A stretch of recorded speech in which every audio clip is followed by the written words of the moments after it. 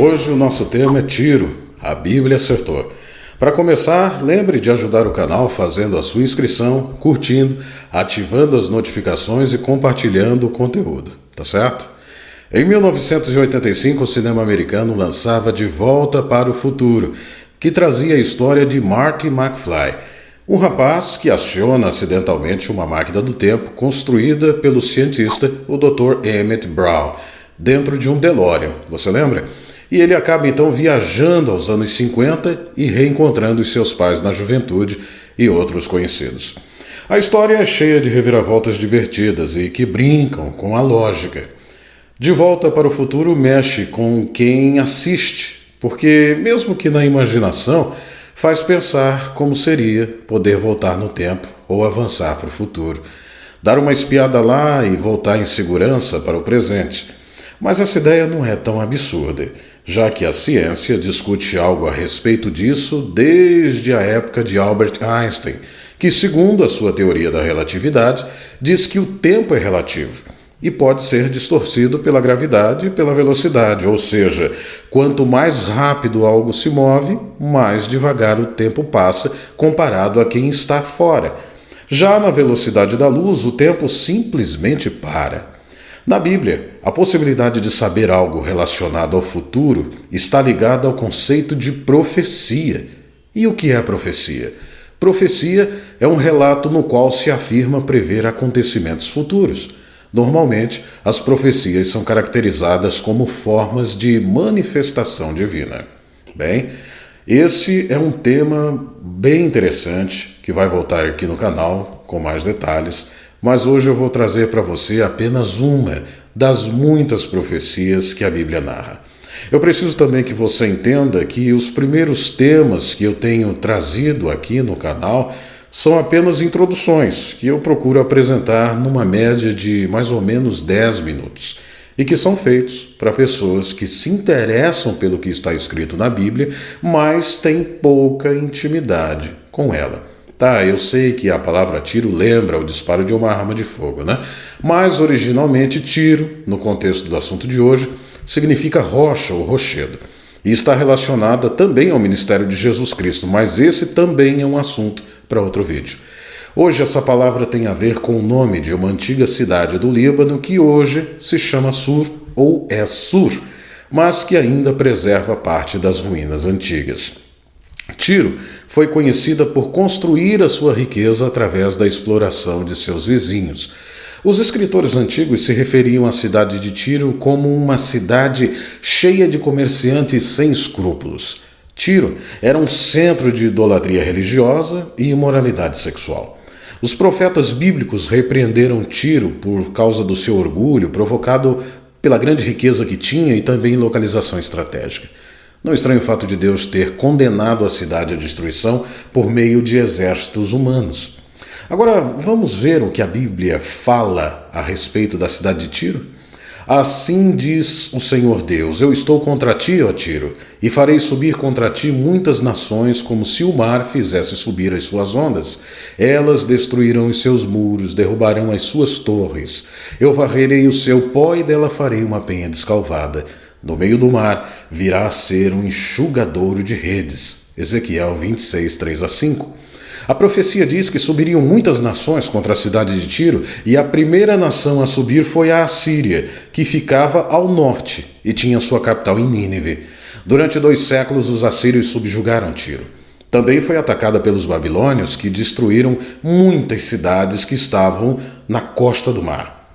Aos poucos, Tiro começou a enfraquecer. Nabucodonosor esteve envolvido em ataques contra o rei de Tiro durante 13 anos, mas durante todo esse tempo não conseguiu capturar a cidade insular. Finalmente chegou a um acordo e Tiro aceitou submeter-se ao rei da Babilônia, mas não seria com Babilônia que a destruição de Tiro aconteceria de modo completo. Ainda teria que esperar alguns séculos para que a profecia fosse cumprida. Depois da Babilônia vieram os persas. Em Esdras 3:7 é mencionada a ordem do rei da Pérsia, Ciro, para que os habitantes de Tiro suprissem de madeira, de cedro, a reconstrução do templo em Jerusalém. Então eles deram dinheiro aos pedreiros e aos carpinteiros, e deram comida, bebida e azeite ao povo de Sidom e Tiro, para que pelo mar trouxessem do Líbano para Jope toras de cedro. Isso tinha sido autorizado por Ciro, o rei da Pérsia. Foi só em 332 a.C. que Alexandre e o seu exército vitorioso apareceram para confrontar Tiro. Mais uma vez a cidade orgulhosa e arrogante, confiando na sua posição quase intransponível, fechou os seus portões contra o que parecia um exército pequeno. O cerco que se seguiu tornou-se um dos maiores feitos militares da história. Alexandre construiu um mole, que é uma espécie de aterro como este aqui, para poder cruzar o pequeno estreito que separava a cidade do continente, numa distância aproximada de 800 metros. E você sabe que material foi usado para construir esse aterro? Você lembra dos ataques sofridos à cidade antes? Pois é, as ruínas que resultaram desses ataques foram usadas como ponte, confirmando o que a Bíblia dizia muitos anos antes. Despojarão a sua riqueza e saquearão os seus suprimentos. Derrubarão seus muros e demolirão suas lindas casas. E lançarão as suas pedras, o seu madeiramento e todo o entulho ao mar. Ezequiel 26, versículo 12. Até hoje, este mole liga o continente à ilha onde estava situada a cidade de Tiro, tornando Tiro numa província. Observe nessa foto aérea de 1984 que a areia ela foi se acomodando ao aterro original de Alexandre, chegando ao que é hoje nesta imagem de satélite aqui. Foi através deste grande feito que Alexandre conseguiu lançar o ataque final, mediante o qual a cidade foi conquistada, a cidade de Tiro. Assim a profecia de Ezequiel foi cumprida plenamente. A grande e arrogante Tiro finalmente tornou-se um lugar para os pescadores secarem as suas redes. Pesquisadores confirmam que, de fato, esse caminho de pedras nos séculos seguintes passou a ser usado pelos pescadores da região para, justamente, enxugador de redes. Tiro se tornou um lugar para secar redes de pesca. Hans Rolf Hackley, Arqueologia Subaquática.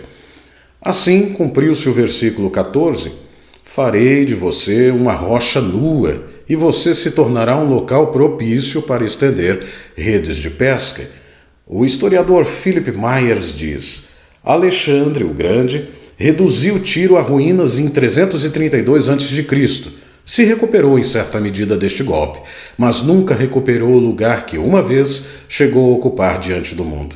A maior parte do lugar que uma vez era uma grande cidade, agora é tão vazio como o topo de uma rocha, um lugar onde os pescadores que ainda frequentam o local espalham suas redes para secar. Você tem aí a referência para a pesquisa, tá bom?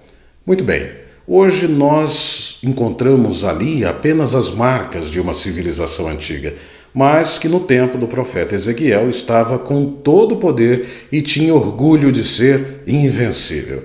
Junto às ruínas de Tiro há uma pequena colônia de aproximadamente 14 mil pessoas, e as velhas ruínas são usadas pelos pescadores para secarem as redes. E você pode me perguntar, mas se a cidade não foi reconstruída, como ela hoje se chama Sur? Então a Bíblia falhou na profecia? Há o erro de confundir a cidade de Palastiro com a cidade de Nova Tiro. Apesar dos nomes parecidos, são cidades distintas ou regiões. Palastiro era uma cidade continental e costeira. Nova Tiro, por sua vez, era uma cidade murada, construída numa ilha. A cidade que o profeta Ezequiel disse que seria destruída por Nabucodonosor realmente foi destruída pelo rei da Babilônia em 572 a.C. e nunca mais foi reedificada. A maior parte da profecia de Ezequiel tratava da cidade continental de Tiro, cuja localização é mais provável que tenha se perdido permanentemente e esteja ali soterrada sob as águas do mar Mediterrâneo, como atestou em um diário de viagens o viajante judeu Benjamin de Tudela. Mais uma vez eu coloco para você aí as referências para que você também possa fazer a pesquisa, tudo bem? A cidade de Nova Tiro, por sua vez, foi reconstruída e hoje se chama Sur e está localizada na região de Al-Janúben, no Líbano. Bem, por hoje o Código 7 fica por aqui, mas esta e outras profecias incríveis voltarão a ser apresentadas em novos vídeos para que a gente possa fazer uma análise mais detalhada, ok? Obrigado pela sua companhia. Não se esqueça de se inscrever aqui no canal, curtir o vídeo, ativar as notificações e compartilhar.